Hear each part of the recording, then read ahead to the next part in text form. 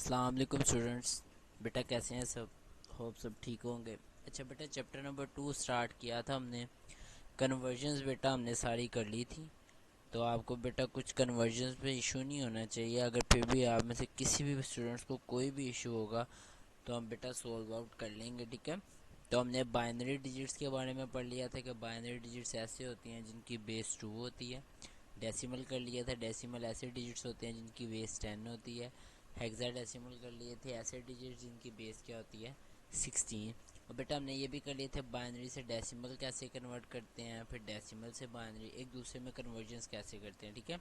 ये convergence complete हो गया बेटा। कुछ पॉइंट्स वाली वैल्यू रह गई हैं, वो इंशाल्लाह हम एज सुन एज पॉसिबल करेंगे, ठीक है। पॉइंट्स वाली हम कैसे करेंगे, ये जितनी भी वैल्यूज़ की है आपने देखी हैं कि फ्लोटिंग पॉइंट्स नहीं थे। फ्लोटिंग पॉइंट्स ऐसी वैल्यूज़ होती हैं जिनमें पॉइंट्स होते हैं, ठीक है। ये जैसे 49.35, तो उसे कैसे सॉल्व करना है वो इंशाल्लाह हम देखेंगे जल्दी। अभी ज़रा थोड़ी थ्योरी वाली साइड पे आ जाएं बेटा। तो अगर हम बेटा थ्योरी वाली साइड पे हैं, सबसे पहला टॉपिक जो आज हमने करना है वो है मेमोरी।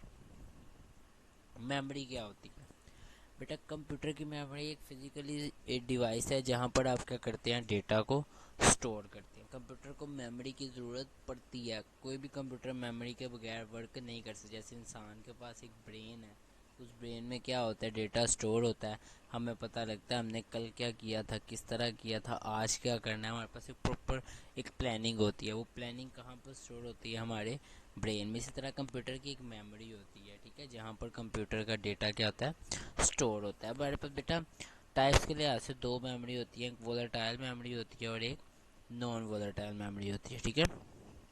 इन शॉर्ट अगर इधर ही बता दूं तो वोलेटाइल मेमोरी बेटा ऐसी मेमोरी होती है जो आप कह लें कि टेम्परेरी होती है। टेम्परेरी का मतलब होता है आर्जी होती है, थोड़ी देर बाद बेटा वैनिश हो जाती है। कैसे? जैसे फॉर एग्जांपल हमने कंप्यूटर पे एक वीएलसी ओपन किया और उस पर कोई एजुकेशनल वीडियो हम बेटा देख रहे हैं, तो अगर लाइट चले जाए अनफॉर्चुनेटली, तो बेटा क्या होता है कि आपका कंप्यूटर बंद हो जाता है, ठीक है। जो वीएलसी पे चीज़ ओपन है वो भी ऑटोमेटिकली क्या हो जाएगी, ऑफ हो जाएगी। और जब दोबारा कंप्यूटर ओपन करेंगे और दोबारा वर्क करना शुरू करेंगे, जब कंप्यूटर ऑन करेंगे तो वैसे वीएलसी पे वो चीज़ लगी सामने नहीं आ जाएगी, ठीक है। तो वो कहाँ पर चलती है, वोलेटाइल पे चलती है। वोलेटाइल मेमोरी ऐसी होती है जिसमें जो आपका डेटा होता है वो आर्जी तौर पर स्टोर होता है, ठीक है, परमानेंट नहीं होता, ठीक है, टेम्परेरी कुछ वक्त के लिए स्टोर होता है, ठीक है। वोलेटाइल मेमोरी, प्राइमरी स्टोरेज, ठीक है।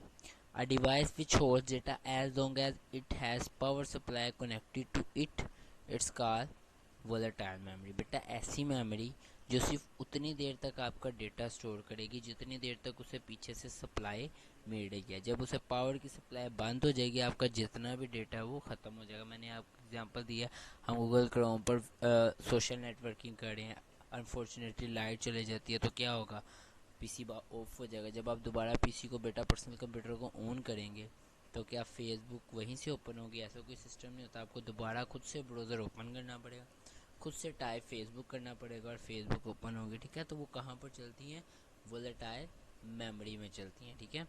आपकी वोलेटाइल मेमोरी की सबसे जो ईजीएस्ट या आप कह लें सिंपल एग्जांपल है वो क्या होती है, रैम। रैम क्या होती है, रैंडम एक्सेस मेमोरी। और रैम का बेटा दूसरा नाम भी क्या होता है, वोलेटाइल मेमोरी। रैम को वोलेटाइल मेमोरी भी कहा जाता है क्योंकि ये क्या होती है, एक वोलेटाइल मेमोरी होती है। मतलब इसमें डेटा सिर्फ उतनी देर तक स्टोर होगा जितनी देर तक उसे क्या मिल रही है, पावर सप्लाई। जैसे बेटा पावर सप्लाई ख़त्म कर दी जाएगी पीछे से, आपका जितना डेटा वो क्या हो जाएगा, ख़त्म हो जाएगा, ठीक है।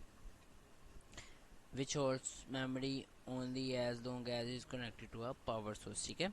As soon as the power supply जैसे बेटा पीछे से पावर सप्लाई ख़त्म हो जाएगी, जितना भी डेटा होगा वो रैम का क्या हो जाएगा, क्लियर।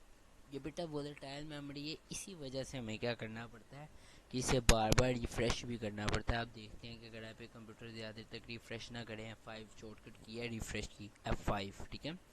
अगर आप रिफ़्रेश ना करें बेटा तो आपने देखा क्या होता है कि जो आपका कंप्यूटर के पे वर्किंग क्या होती है वो क्या हो जाती है, स्लो हो जाती है। उसकी रीज़न यही होती है कि जो आपके पास रैम है, प्राइमरी स्टोरेज, वो क्या होती है, वोलेटाइल होती है। और वोलेटाइल को आपको थोड़ी थोड़ी देर बाद क्या करना पड़ता है, रिफ़्रेश करना पड़ता है, ठीक है। अगर आप रिफ़्रेश नहीं करेंगे तो प्रोग्राम क्या होंगे, स्टक होंगे। ठीक है,